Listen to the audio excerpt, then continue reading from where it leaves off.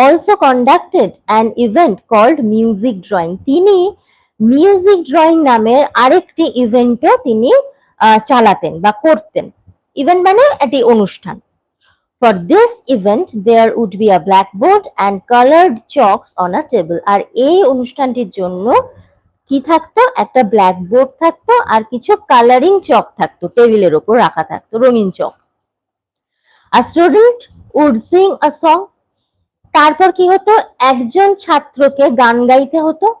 and another would draw a picture on the blackboard. আর আরেকটি ছাত্র ব্ল্যাকবোর্ডে তাকে ছবি আঁকতে হতো।